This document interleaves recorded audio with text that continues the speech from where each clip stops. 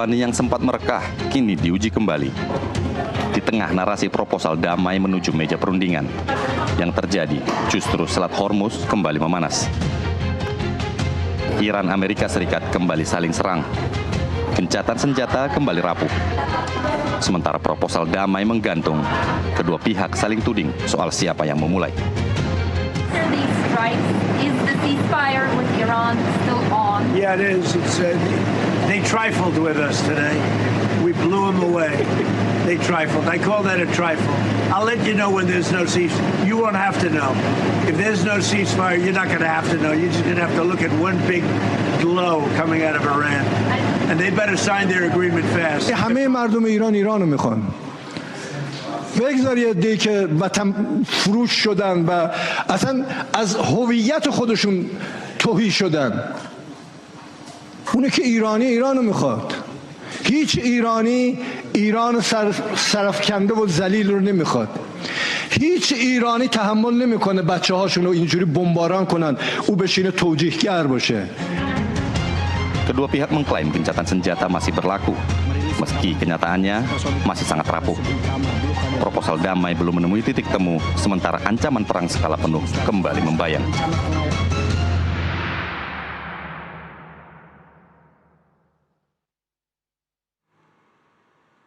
Pemirsa, di tengah narasi damai dan proposal negosiasi yang nyaris matang, baku tembak masih terus berlanjut. Itulah potret Selat Hormuz hari ini. Apa sebenarnya yang tengah terjadi? Kemana arah konflik ini? Di studio kami sudah hadir 3 narasumber. Yang pertama, Guru Besar Hubungan Internasional Busan University of Foreign Studies Korea Selatan, Ali Mokhtar Ngabalin. Halo, selamat sore Pak Ngabalin. Assalamualaikum warahmatullahi wabarakatuh. Waalaikumsalam warahmatullahi wabarakatuh. Terima kasih sudah hadir di studio kami. Dan yang kedua ada pengamat Timur Tengah, Tabrani Syabirin. Selamat sore Pak Tabrani. Selamat sore Tasya. Terima kasih sudah hadir. Dan yang terakhir ada pengamat Timur Tengah dan dunia Islam, Hasibullah Satrawi. Selamat malam Mas Hasib. Selamat malam Mbak Tasya. Terima kasih sudah hadir di studio kami. Jadi perkembangan terakhir ini judulnya masih gencatan senjata, tetapi di lapangan justru tetap saling serang dan mungkin beberapa hari ini kita bisa lihat eskalasinya terus meningkat. Kalau membacanya seperti apa nih Pak Ngabalin? Terima kasih Mbak Tasya dan Pak Sabirin. Ini saya panggil Hezbollah. Pemirsa yang saya hormati. Di beberapa tempat saya sudah berkali-kali menyampaikan bahwa gencatan senjata dan dialog ini saya sungguh-sungguh tidak percaya kalau dia akan bisa selesai dengan sendirinya. Karena itu hari ini saya telah menulis di beberapa media mainstream kita bahwa untuk bisa perdamaian ini harus didesain. Dan sekali lagi saya mau bilang bahwa untuk bisa menjadikan Pakistan sebagai mediasi atau moderator dalam pertemuan ini, saya juga tidak percaya. Karena itu, kan kita tahu sejak awal bahwa peperangan ini dia asimetris. Tidak berbanding lurus ini barang. Mau proksi Teheran itu berapa banyak pun, tetapi Israel ini kan telah dibekali dengan segala sarana prasarana alutsista persenjataan yang luar biasa. Kekuatan persenjataan Israel di Timur Tengah itu tidak ada yang bisa menandingi Israel. Jadi karena itulah maka sesuatu yang sangat sulit dalam pandangan teori ilmu, kalau negara adik kuasa seperti Amerika, superpower seperti itu, kemudian dia bisa dengan serta-merta menerima usulan-usulan yang diajukan oleh Teheran, itu saya tidak percaya. Oke, Pak Ngabalin membacanya per hari ini berapa? 2 minggu dari sejak gencatan senjata. Kemarin lebih ke arah akan perang lagi atau menuju ke meja perundingan? Saya berpendapat dalam beberapa kali, termasuk mungkin dengan Pak Hasbullah, dengan Pak Tabrani, saya sudah menyampaikan bahwa dia akan terus perang sampai bagaimana caranya dia bisa mematahkan Teheran ini dengan segala tuntutannya dengan dibatalkan. Kenapa? Karena dia sebagai satu negara superpower, itu sebabnya kita membutuhkan alternatif ketiga. Saya menawarkan agar Brunei, Malaysia dengan Commonwealth-nya kemudian bersama-sama dengan Inggris. Karena Inggris tidak mungkin bisa dilepaskan dari Israel. Ini bekas Inggris ini Inggris punya kerjaan ini dilanjutkan oleh Amerika Serikat. Maksud Anda adalah di meja perundingan itu tidak bisa hanya dua pihak dan satu mediator. Tapi bisa, kalau dia bisa menghadirkan Erdogan, dia bisa menghadirkan Raja Jordania yang bersahabat dengan Presiden Prabowo Subianto, bersama-sama juga dengan Pakistan, kemudian membicarakan ini dengan Inggris, Amerika, Commonwealth, dengan negara-negara Islam di sekitar. Saya kira sesuatu yang bisa. Dan subhanallah, KTT sekarang di Filipina, di ASEAN itu, langkah ini yang sekarang dilakukan oleh Presiden Prabowo. Dan itu kita udah tulis itu, bahwa saya punya yakin kalau ada alternatif ketiga ini kemudian masuk dalam perundingan ini, Amerika tidak bisa main-main seperti hari ini. Ini kan saling menuduh siapa yang memulai tembakan kemarin ini kan, tadi beberapa jam yang lalu. Iya. Mas Hasib sudah 2 kali memberi clue kepada saya, tampaknya mau mengomentari Pak Ngabalin. Mungkin bisa langsung masuk saja.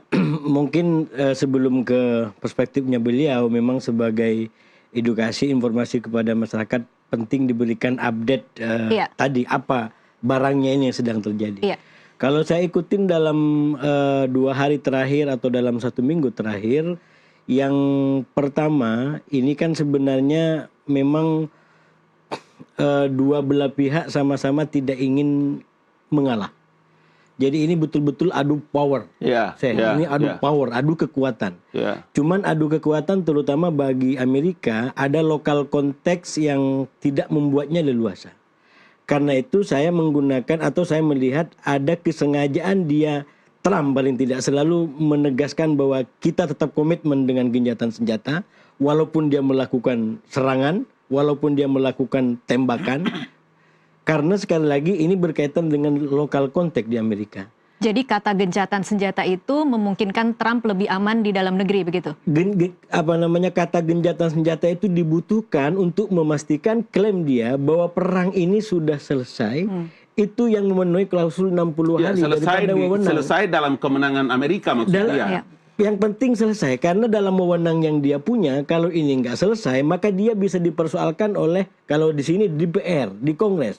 Dan dia mencoba agar Kongres tidak masuk. Karena itu, di saat Iran tidak mau tunduk dengan segala macam syarat dan kemampuan yang dia punya, dia ingin nyerang, dia ingin mukul. Tapi kalau dia mukul tanpa statement yang memadai secara politik, maka dia bisa blunder dalam konteks lokal politik Amerika. Itulah kemudian kita lihat bagaimana dalam 2 hari terakhir ini, itu kemudian antara pernyataan dan perbuatan kayak tidak connect. Tidak sejalan. Tidak sejalan. Di satu sisi dia sampaikan gencatan senjata, tapi di sisi lain jelas dia melakukan kayak semacam provokasi. Nah, saya melihat yang... Ini bisa diyakini bahwa yang melakukan provokasi adalah Amerika Serikat di lapangan? Kalau kita menggunakan analisis track record dari awal perang ini sampai sekarang, sebelum-sebelumnya, yang terbukti benar adalah yang dikatakan oleh Iran. Tanpa kita bermaksud berpihak kepada salah satu, yang terbukti benar dan sesuai dengan fakta adalah Iran. Yang selalu tidak sesuai adalah klaim-klaimnya Amerika. Baik.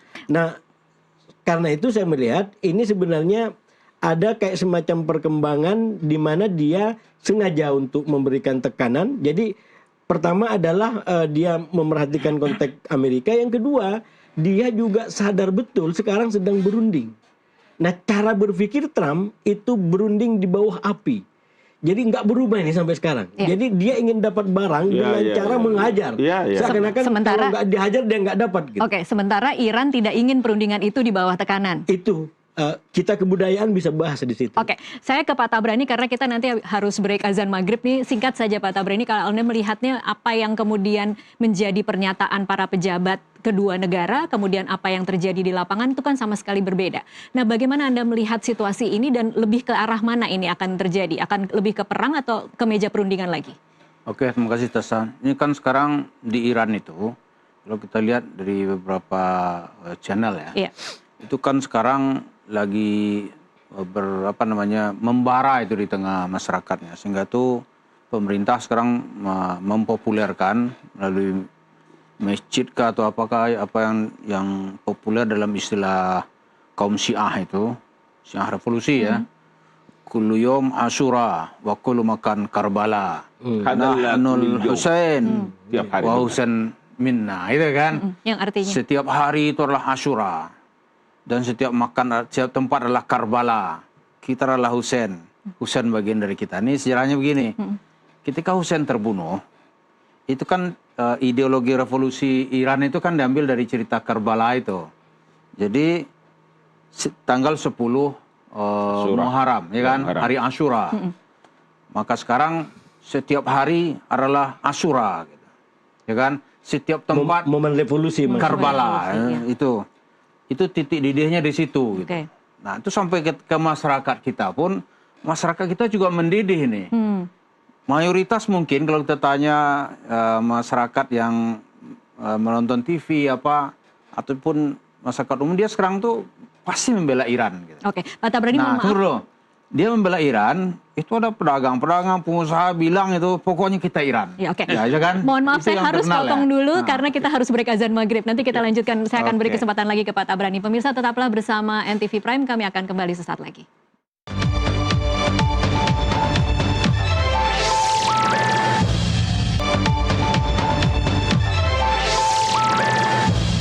Merilis rekaman kapal utama blokade laut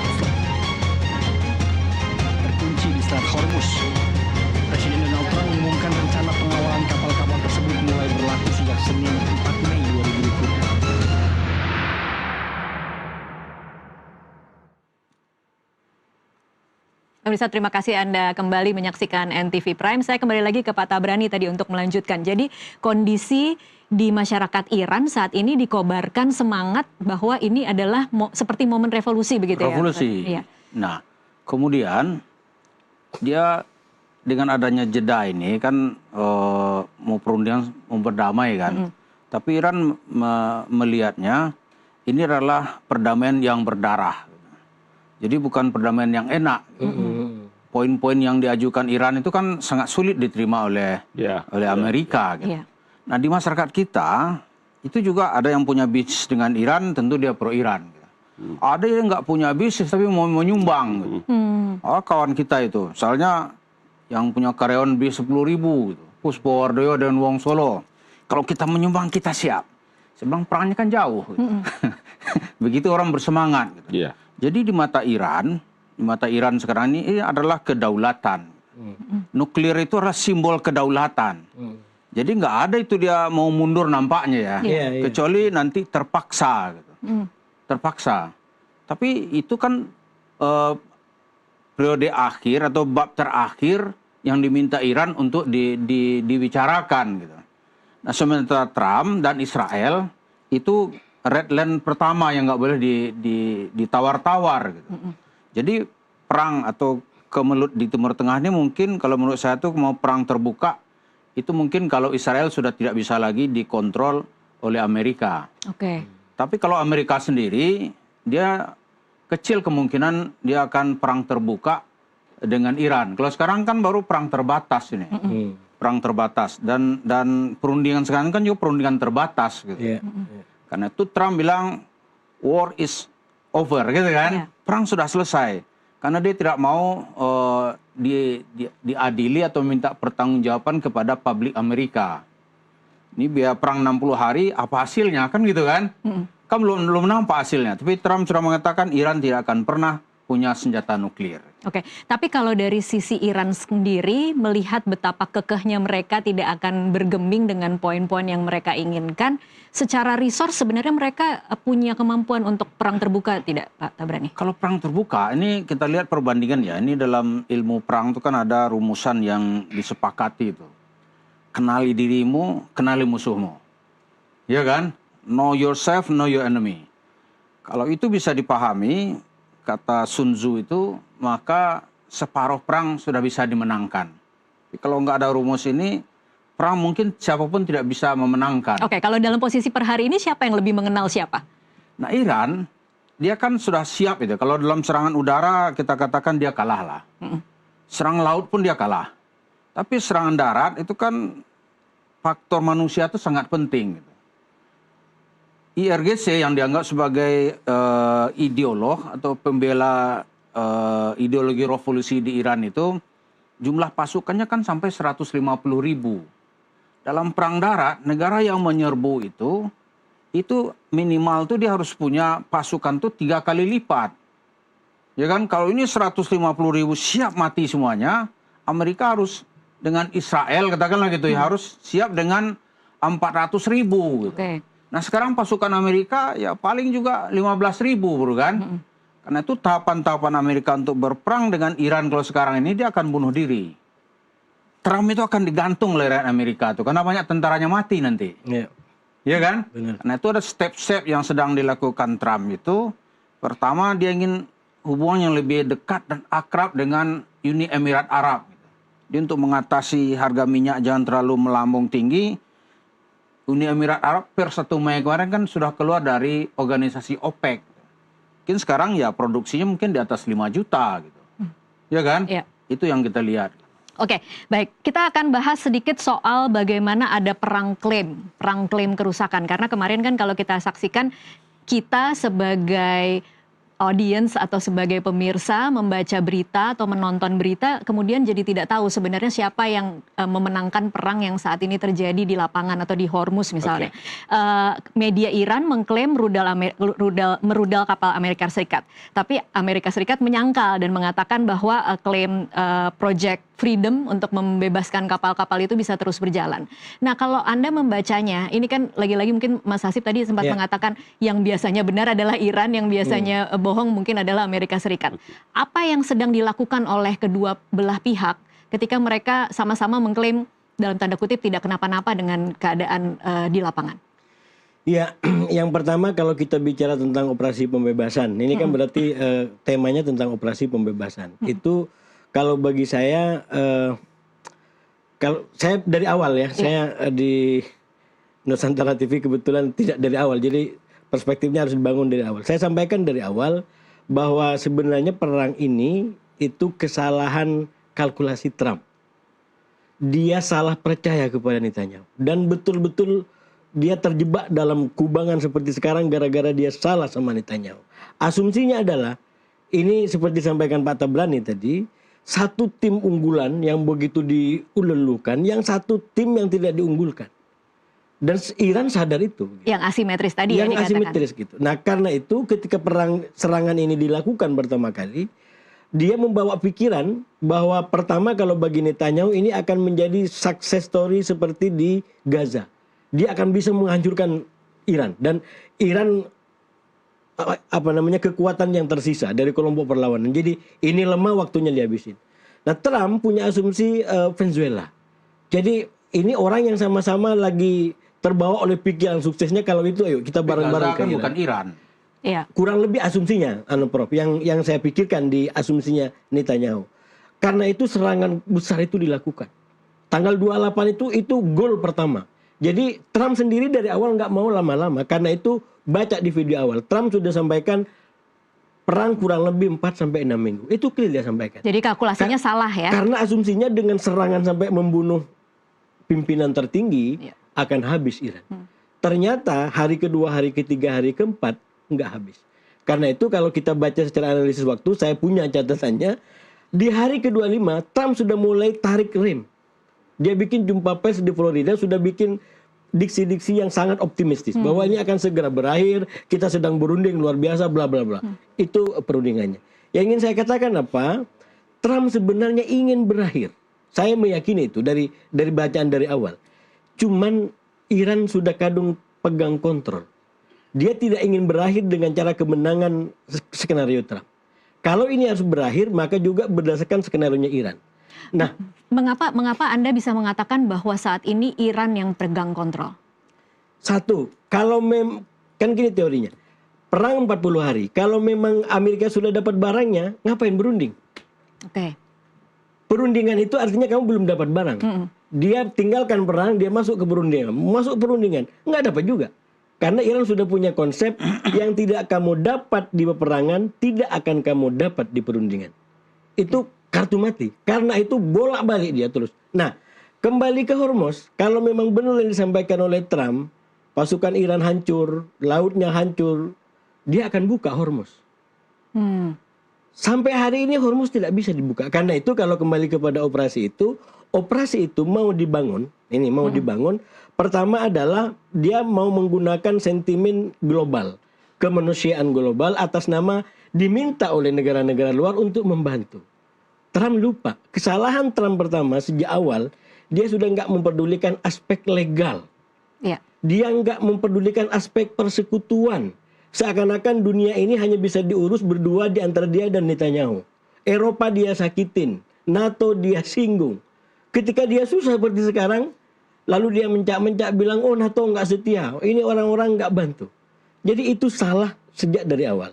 Nah, ketika dia kemudian di Selat Hormuz ingin bikin kayak semacam disebut sebagai koalisi kemanusiaan, orang yang kritis akan berpikir, kalau kamu betul dengan itu, kenapa melakukan serangan 28? Kalau memang kamu betul-betul ingin perundingan, kenapa itu sampai membunuh pimpinan tertinggi? Saya nggak pernah mau dalam blok-blok kelompok ini, kelompok itu. Saya ingin dalam perspektif Indonesia kita diajarin kalau kamu mau dukung dalam pembukaan Undang-Undang Dasar itu, pilihlah nilai-nilai situ. Mana yang nilai-nilai, bagaimana kita mendukung, bagaimana kita berjuang. Kan ada panduannya. Dan menurut saya, itu cara kita menyikapi konflik ini. Jangan sentuh dari aspek sektarianisme, dari aspek kelompok.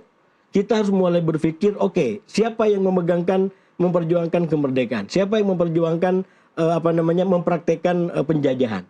Siapa yang melakukan serangan? Siapa yang melakukan ketertiban terhadap hukum? Itu bagi saya adalah cara kita melihat kita harus berjuang di posisi yang mana. Baik, Pak Ngabalin, apa yang dibutuhkan agar kemudian bisa kembali lagi ke meja perundingan? Kalau tadi Anda mengatakan harusnya tidak hanya Amerika Serikat dan Iran dan satu mediator, tapi mengajak beberapa bagian lain. Apa yang dibutuhkan dalam perundingan itu agar kemudian poin-poin yang sebenarnya saling mengunci itu kemudian bisa lebih cair?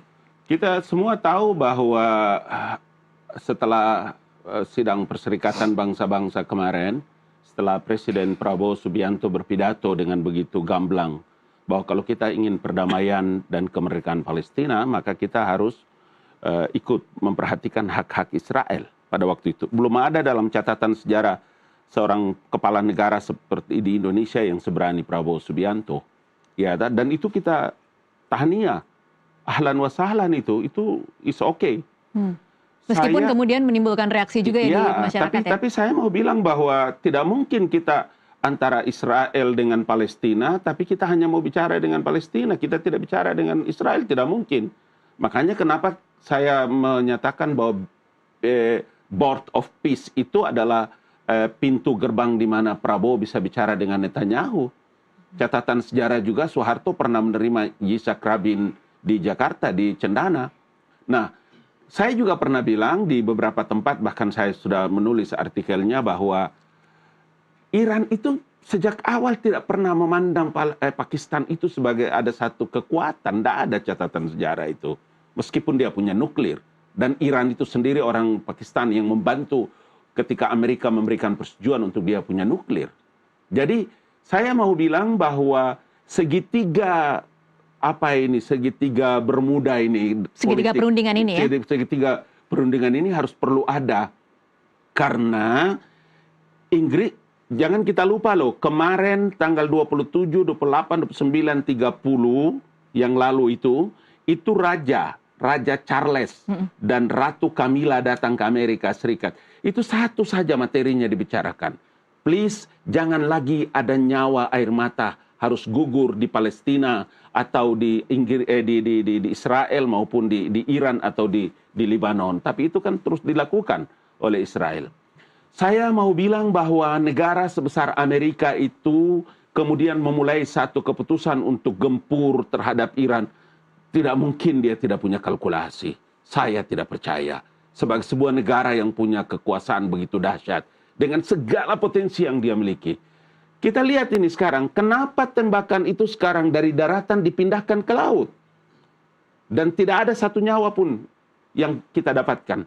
Saya baca dari beberapa pojok catatan, halaman 8-nya itu di online-nya Wall Street itu, dia menjelaskan bahwa semakin panjang pertarungan ini, Mbak Naca, itu artinya jualan senjata itu bisa di Oman lebih banyak, karena mereka juga menyiapkan senjata yang banyak. Kuwait, Qatar, Jordania, Uni Emirat Arab. Ini dari point of view Amerika berarti? Iya, karena peperangan ini kan bukan saja soal politik, tapi soal perdagangan, soal ekonomi. Kalau Hormuz ini makin panjang dimakan barang makin banyak. Jadi beberapa catatan-catatan yang saya baca, selain dalam perspektif international relation, saya lihat bahwa sistem perdagangan ini sedang berjalan. Loh, kita juga hari ini kan tahniah bagus dari sisi kita punya nilai tukar dan macam-macam kan. Jadi saya mau bilang bahwa selain propaganda internasional, news, media dipakai, perdagangan juga berjalan dengan baik. Senjata yang begitu banyak dibuat di pabrik-pabrik, itu mau dibawa kemana? Nah, itu poin pertama. Poin kedua tadi saya menyebutkan bahwa Inggris, karena kita punya hubungan emosional dengan Malaysia dan Brunei, sebagai negara-negara Commonwealth dengan Inggris, Inggris sudah datang ke Amerika. Jangan lupa, Donald Trump sudah datang ke Xi Jinping. Itu untuk apa? Baru mau datang. Dia sudah melakukan perundingan, dia akan segera datang. Begitu juga dengan Indonesia. Prabowo sudah bicara dengan Putin. Prabowo datang ke Raja Charles. Prabowo sudah bicara dengan Donald Trump. Dan Prabowo punya teman adalah Pangeran Raja Abdullah. Dari semua sisi. Maka saya tetap beroptimis bahwa mesti ada alternatif ketiga kalau kita ingin berbicara dan menghentikan perang. Karena perang itu pada akhirnya mendatangkan kejahatan kemanusiaan. Darah dan air mata lagi mengalir. Dan kita akan menyusahkan dunia ini. Nah, saya punya sekali lagi di pernyataan saya yang untuk kedua kalinya. Amerika tidak akan mungkin bisa duduk berunding dengan Amerika. Karena dia selalu menempatkan posisinya sebagai negara superpower, negara adik kuasa. Dan selalu dia bilang, apa itu Iran? Tidak mungkin mereka bisa berunding dengan kami. Makanya berkali-kali dia mengeluarkan statement-statement seperti yang tadi Syekh Hasbullah menyampaikan di lokal Amerika Serikat dan Kongres. Dia selalu memberikan trust building kepada Kongres dan menyampaikan kepada masyarakat. Jadi posisi itu yang harus kita lihat. Baik. Saya lagi-lagi ingin mengatakan bahwa saya secara objektif harus melihat ini dalam perspektif ilmu. Supaya tadi kalimatnya, kita juga harus bisa memberikan pembelajaran kepada masyarakat. Iran itu betul kalau dilihat dari catatan sejarah kuat, Parsi dan macam-macam. Sampai hari ini dia tidak pernah memperlihatkan siapa pemimpinnya itu. Apa keadaannya mujtabah hari ini. Sementara itu penting bagi seorang pemimpin ada di tengah dunia dan seluruh masyarakat. Itulah kira-kira poin-poin yang saya harus bicara secara objektif melihat masalahnya. Baik, Pak Tabrani, kalau Anda melihatnya kemana masa depan perundingan ini? Apakah memang masih ada kemungkinan mereka bertemu di meja perundingan, atau kita akan tergantung atau keadaan akan status quo seperti ini untuk waktu yang panjang? Ya, kalau kita lihat ya berbagai opsi kan tersedia sekarang ini. Apa saja opsinya misalnya, Pak? Opsi itu kan mereka berunding. Iya. Cuma pasal-pasal yang diajukan Iran itu, yang dua hal itu kan sangat berat diterima itu. Nah, perundingan sekarang itu kan yang menonjol tuh Iran Amerika. Iya. Nah, Israel bagaimana? Yang diterima oleh Amerika belum tentu diterima Israel. Iya. Padahal yang memulai perang pertama kan Israel yang menyerang Iran gitu. Itu satu ya. Yang kedua, Iran itu dari dulu kalau dia ribut misalnya 8 tahun dengan Irak gitu. Kan tidak ada dunia yang bisa menekan dia. Ditawarkan gencatan senjata aja dia tidak mau gitu. Nah, yang ketiga, dunia sekarang kan multipolar gitu. Kalau multipolar tuh enggak ada salah satu misalnya total victory gitu. Ya kan? Pemenang total. Nah, tuh pengamat di Amerika mengatakan kalau Iran ini tidak bisa dengan soft solution gitu. Itu Iran lebih baik dalam arti musuh Amerika tapi terkontrol daripada Amerika kehilangan Iran gitu. Jadi yang dicapai oleh Amerika itu tidak hanya soal uranium, tapi geopolitik Iran itu sangat penting bagi Amerika. Ya kan? Karena pasca Perang Dunia Kedua kalau kita lihat ada 3 pilar Amerika di Timur Tengah. Yang pertama Israel, yang kedua Turki, yang ketiga Iran gitu. Tahun 1979 Amerika kehilangan Iran. Gitu.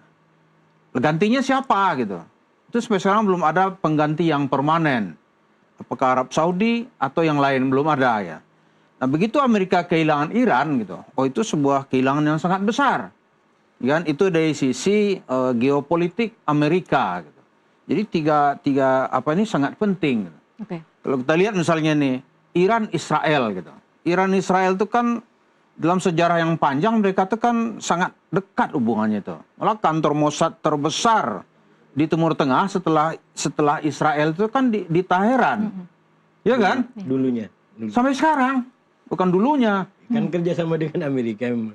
Bukan, ini kantor Mossad itu sampai sekarang itu heritage paling besar di kota Teheran. Gitu. Ya. Tidak resmi tentunya ya setelah dia bermusuhan, tapi besar sekali kantornya. Karena itu setelah data-data detail tentang Iran itu bisa diketahui oleh Israel gitu. Malah imamnya saja berada di mana dia tahu, ya kan? Jadi kita lihat ya ke depan itu ya Iran seperti itu. Amerika tidak mau Iran kehilangan Iran kedua gitu.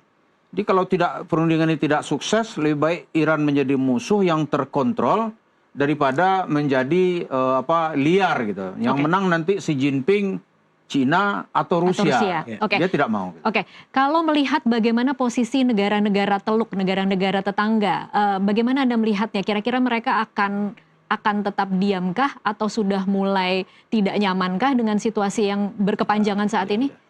Mereka sangat tidak nyaman dengan situasi sekarang ini. Ini terlihat misalnya perkembangan hubungan antara Emirat dengan Israel. Ya. Pertama, Emirat keluar dari OPEC karena dianggap OPEC ini membatasi langkahnya.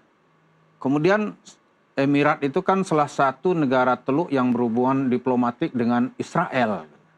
Jadi kedua-duanya itu saling puji itu. Kata Israel, laukan al-Arab mislu Dubai. Oh, kita ini hebat sekali. Kalau Arab itu seperti Dubai. Gitu.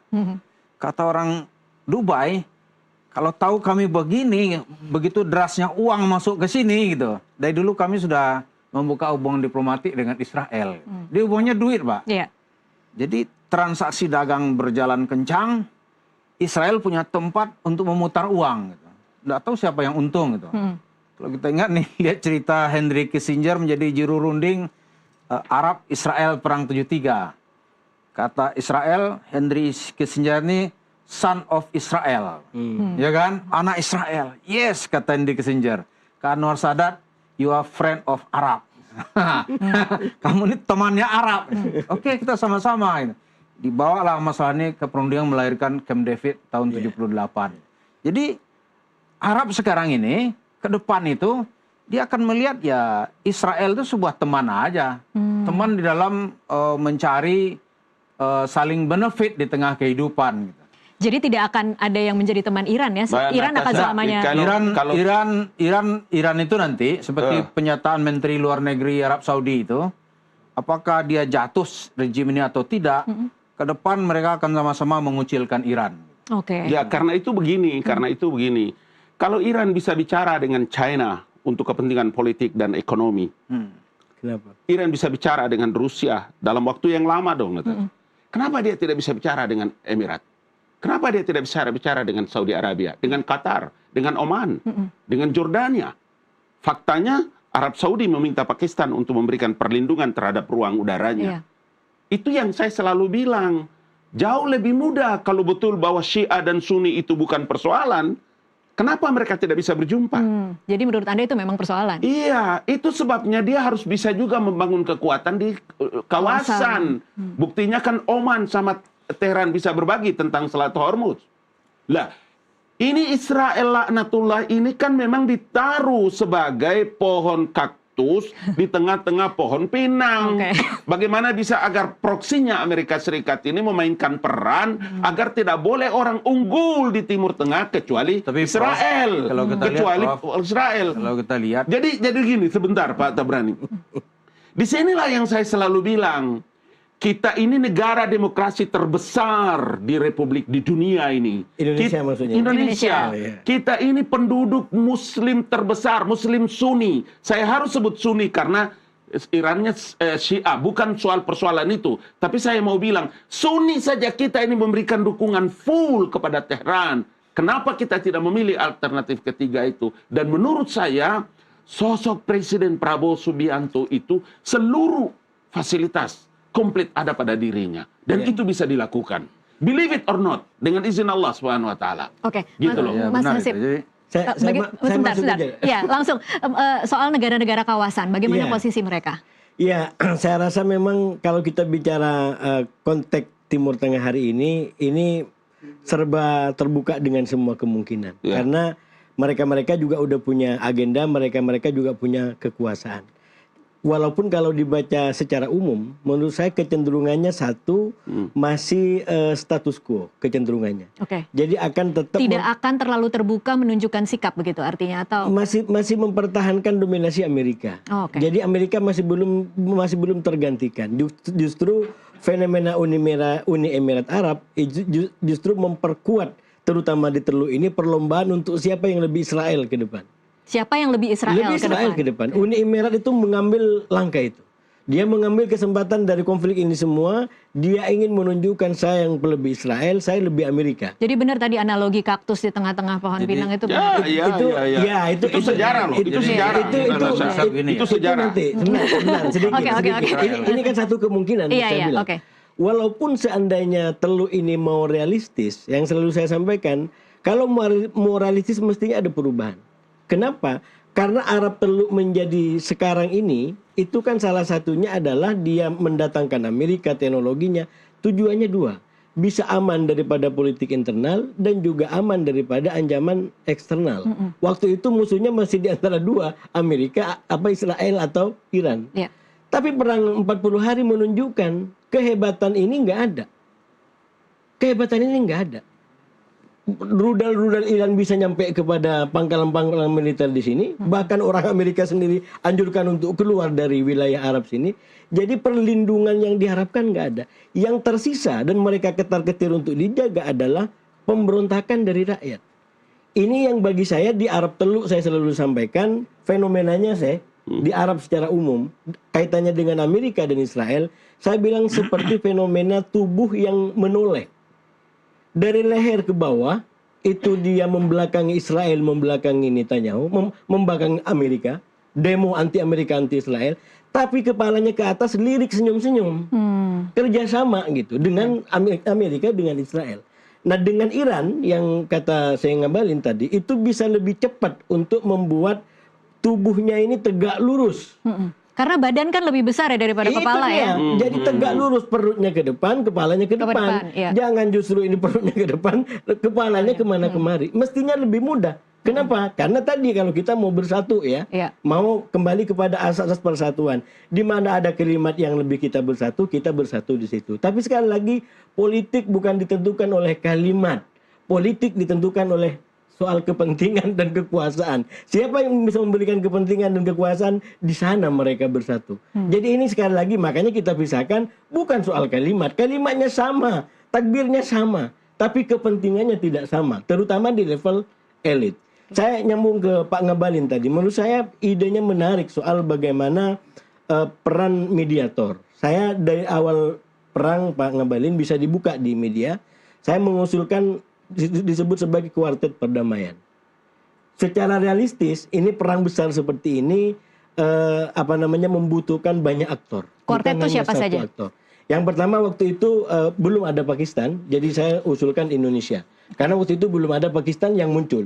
Pakistan ini kan muncul belakangan langsung dia tampil gitu kan. Iya, bahkan Pakistan mau mendampingi Indonesia. Kedua belah pihak gitu kan. Yang kedua saya usulkan siapa? Negara-negara di kawasan yang memang selama ini sudah terlibat, katakan Oman. Dan yang ketiga yang berpengaruh tadi disebutkan yaitu Turki yang memang sudah punya sejarah dan reputasi. Yang keempat negara yang sama-sama superpower. Boleh Rusia, boleh Cina. Tergantung yang mana yang mau. Kalau Rusia itu akan menjadi fenomena menarik. Kenapa? Dia bisa ganti peran dengan Trump, Putin ini. Dalam konteks Ukraina itu Trump menjadi mediator bagi Putin.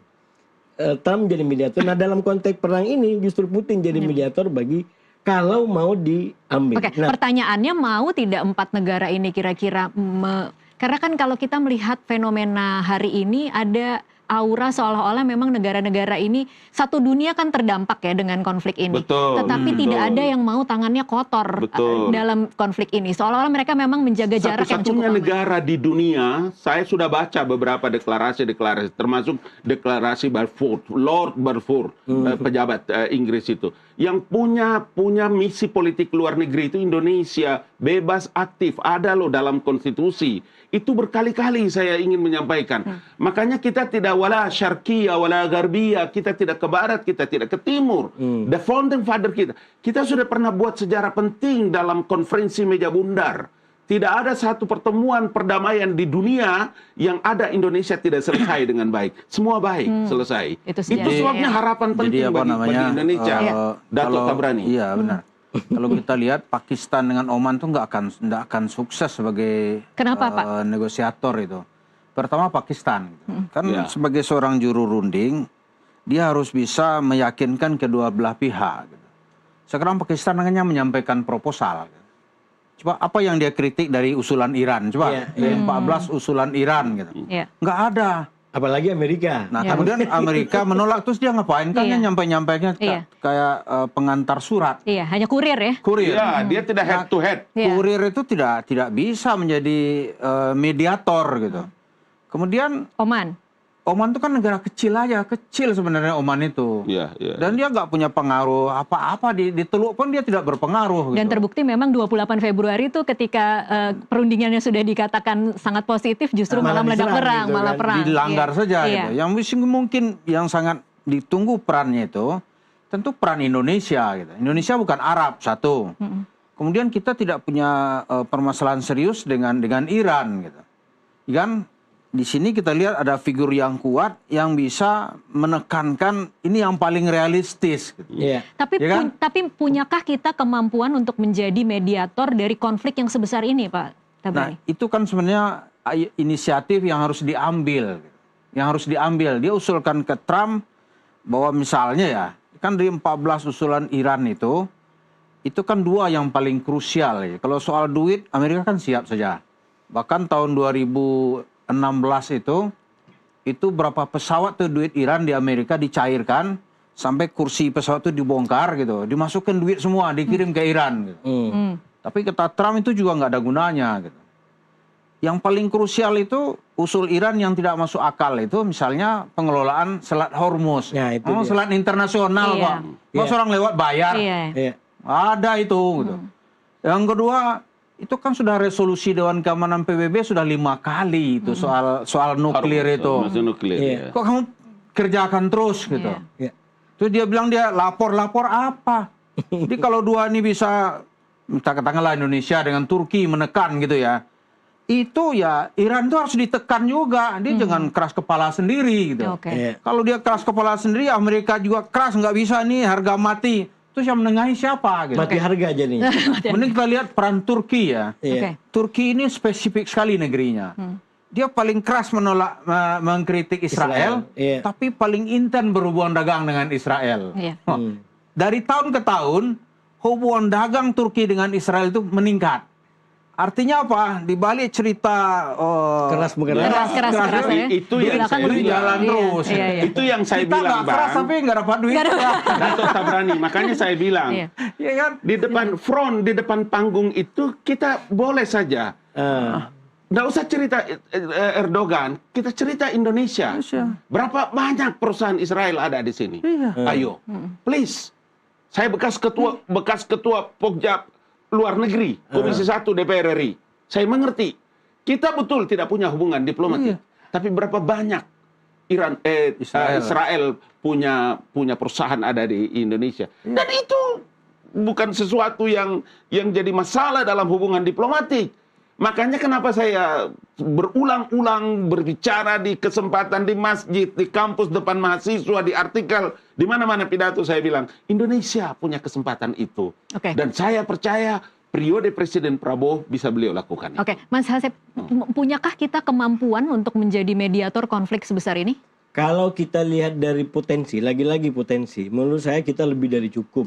Tapi dengan konsep bukan bukan satu aktor.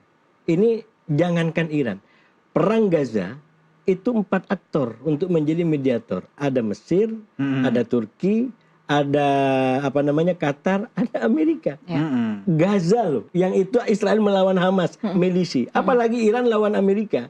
Itu yang saya bilang konteksnya. Mestinya kita ini satu, potensi kita ini kita gunakan baik-baik. Tapi kita masih punya tantangan, menurut saya, yang disebut sebagai kesatuan para elit. Elit dalam negeri kita. Bayangkan ketika Pak Prabowo mengusulkan ke sana, masih ada orang yang bicara emang kita bisa apa. Saya sampaikan dalam konteks normatif keagamaan, kalau untuk kebaikan janganlah begitu. Apalagi konfliknya udah menjadi perang begini. Jangan kemudian ada orang mau nyumbang, emang kamu bisa.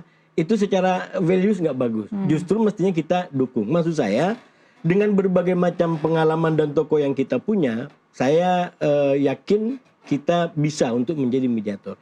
Tapi yang kedua, saya melihat sebagai pengamat, saya ngabalin, jadi Pak Presiden nggak hanya Arab ya sebagai mediator, mediator ya? Bisa. Pak Presiden ini terutama Indonesia, yang saya lihat kayak semacam ada lemah, trauma, kayak semacam ada trauma.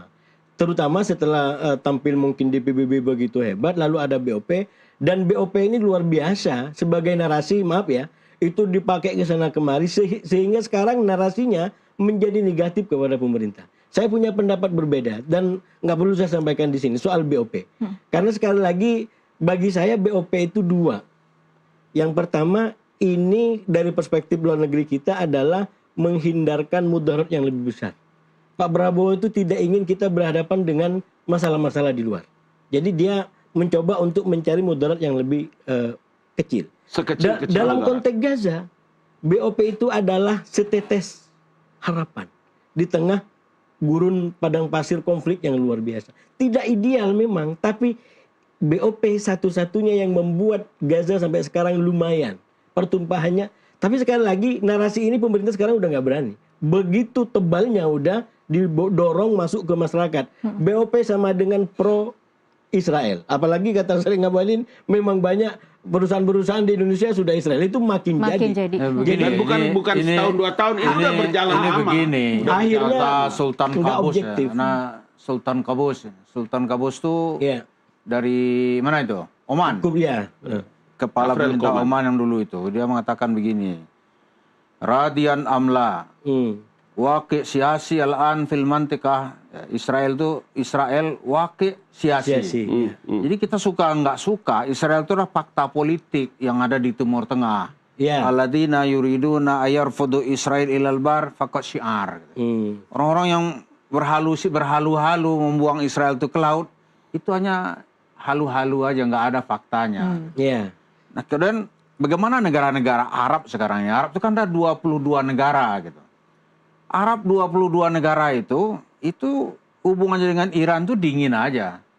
Walaupun Saudi sekarang kan masih ada hubungan diplomatik tuh. Iya, masih full. Tapi sekarang dingin. Nggak berkembang hubungannya. Tidak berkembang. Tapi negara Arab yang membuka hubungan diplomatik dengan Israel gitu, hubungannya berkembang. Contoh, Mesir misalnya nih.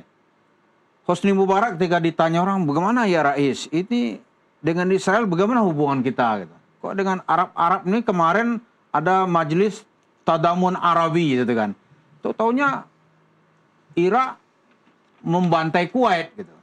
Kemudian sesama Arab ini sekarang nggak bisa didamaikan.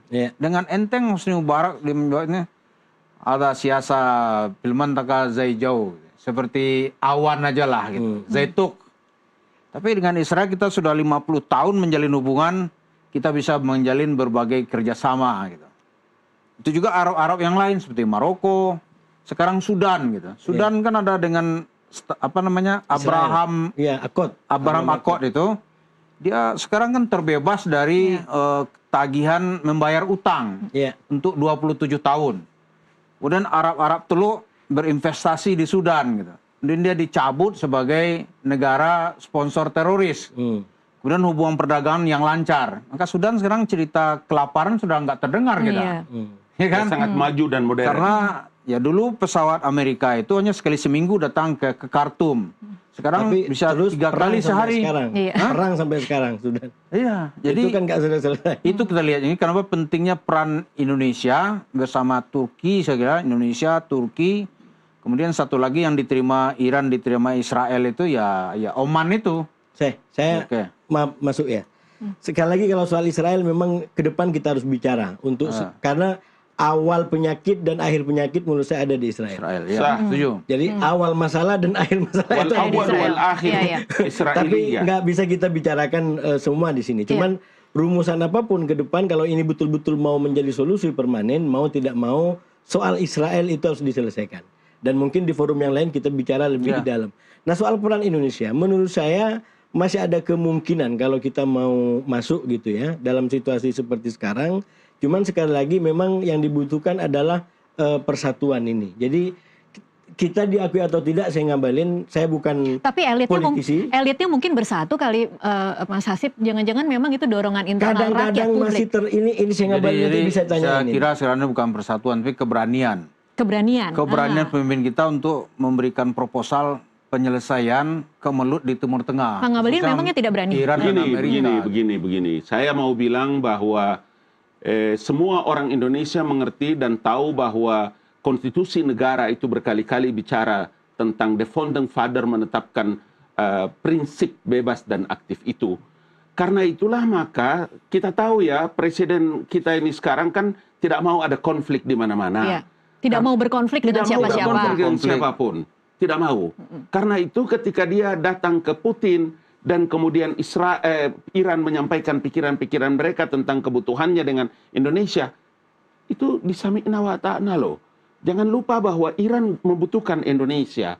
Begitu juga dengan negara-negara lain, termasuk Amerika hari ini kan. Betapa hebatnya itu presiden dipuja dan diberikan pernyataan luar biasa oleh Donald Trump kepada Presiden Prabowo Subianto. Saya mau bicara ini begini karena begini. Kita mesti lihat ini dalam sebuah kenyataan yang objektif. Bahwa kalau untuk kepentingan luar negeri, kita tidak mau lagi ada air mata dan darah mengalir.